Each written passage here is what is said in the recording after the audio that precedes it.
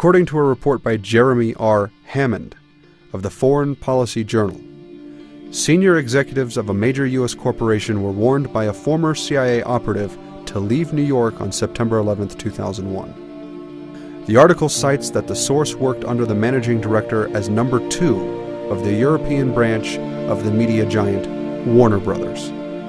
The source's boss was close friends with a senior executive who worked at the head office in Los Angeles and had also formerly worked for the CIA.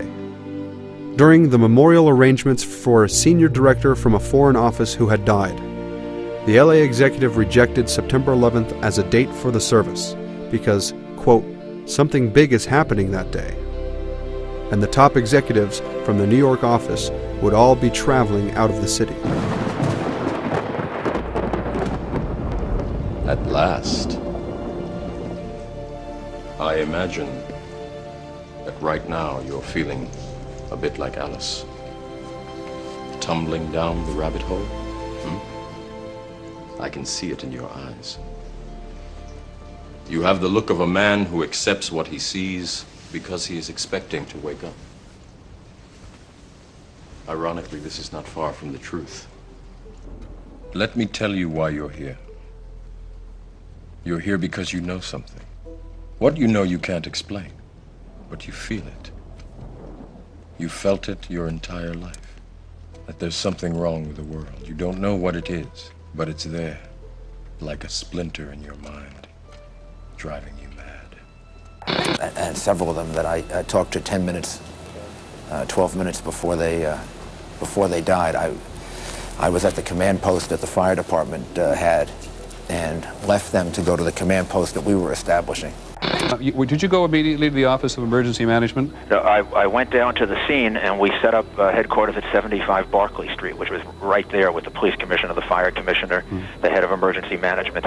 And we were operating out of there when we were told that the World Trade Center was going to collapse. Coming over our radio, get out of the area, the second tower is coming down. They tell you the second tower is... Yes, it's about to collapse. Mayor Rudolph Giuliani walked right past me here on Church Street and Duane Street, again about 4 blocks from that area, moving his entourage out of that region, and then just moments later was when the collapse happened. It is this feeling that has brought you to me. Do you know what I'm talking about? Alluded to a report that there had been a van loaded with some explosive stopped near the George Washington Bridge. Earlier we had heard that an FBI spokesperson said that there was a report on the George Washington Bridge, which is another facility which you folks are responsible for policing, a report that there had been a van stopped there that had explosives. 2 or 3 men arrested on the New Jersey Parkway. Deborah, can you hear me now? Yes, I can. That is the information that I'm getting from 2 sources, that there was a van either on the New Jersey Turnpike or the Garden State Parkway, and that it was near the George Washington Bridge. There were 2 or 3 men who were in the van. The van was pulled over. It is not clear why the van was pulled over, but when it was, law enforcers found tons of explosives inside of the van. Now, WCBS TV News in New York is reporting 2 people arrested by the FBI in a truck with explosives under the George Washington Bridge. The GW Bridge spans the Hudson River connecting New York City and New Jersey. Mayor Rudy Giuliani now speaking again. We're hopeful that we'll be able to rescue some more people. I have no idea how many others, but at least there's some hope that we'll be able to get some people out. We have been able to get 2 people out. Do you want to know what it is? You have to see it for yourself.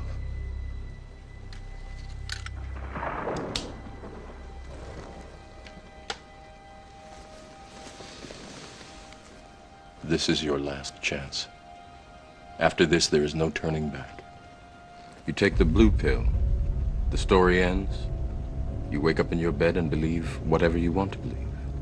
You take the red pill, you stay in Wonderland, and I show you how deep the rabbit hole goes. The CIA was actively tracking 2 of the suspected September 11th hijackers and even trailed those men pictured here to an Al-Qaeda summit. Remember, all I'm offering is the truth, nothing more. A congressional committee investigating the September the 11th hijackings met behind closed doors today to hash out what appears to be an increasingly ugly confrontation with the FBI. At issue is the testimony of an FBI informant who apparently played landlord to two of the 9/11 hijackers.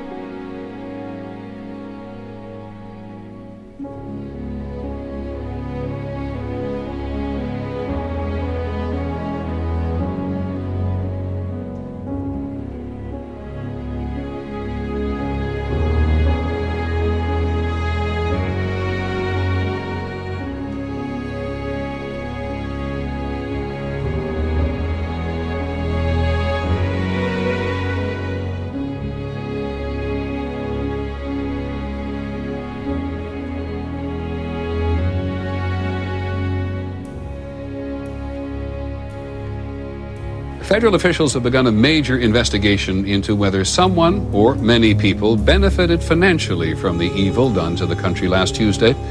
Not long before the attacks occurred, there were some financial transactions in the stock market that may indicate knowledge of the attack before it began.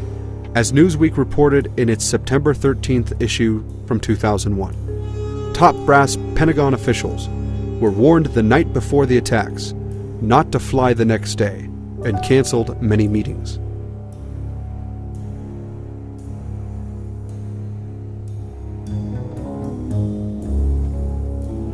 How does this jibe with Able Danger? Because this is a whole other topic. Able Danger is this military intelligence operation that almost stopped Al-Qaeda in early winter 2000, and yet they were stopped by Pentagon top brass, higher-ups, high above, supervising this military intelligence operation, Able Danger.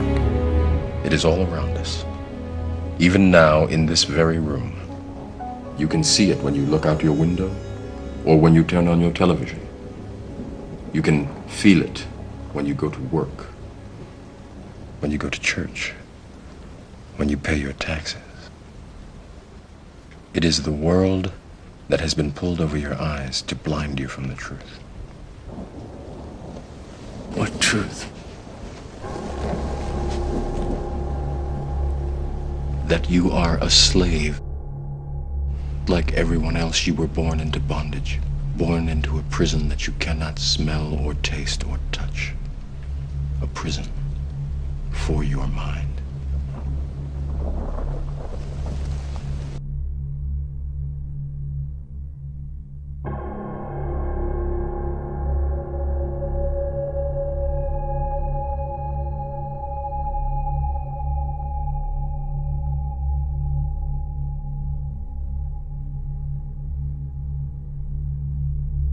In researching September 11th, it has been discovered that many individuals became fully or partially aware of the attacks before they happened.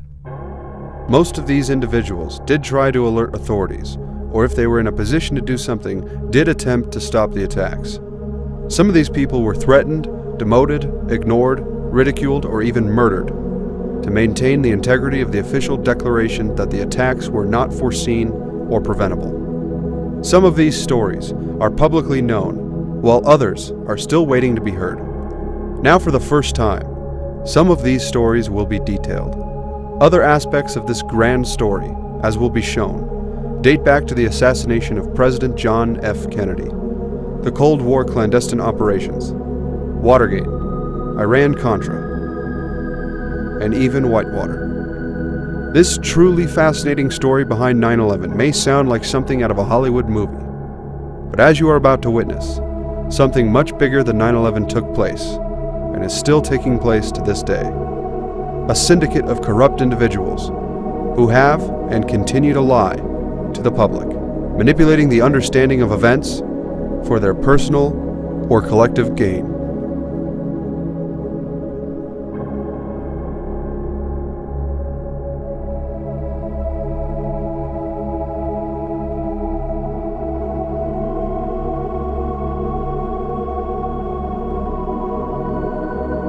2 suspects are in FBI custody after a truckload of explosives was discovered around the George Washington Bridge. That bridge links New York to New Jersey over the Hudson River. And now to that intriguing story surrounding a man shot and killed by Houston police, a man who claimed to work for the CIA. What I see is a continuation of a small group of individuals trying to take the masses of the, what the 5%, I should say, the 85% of the population who are being led like sheep to their own slaughter, to receive fear in their minds and their hearts,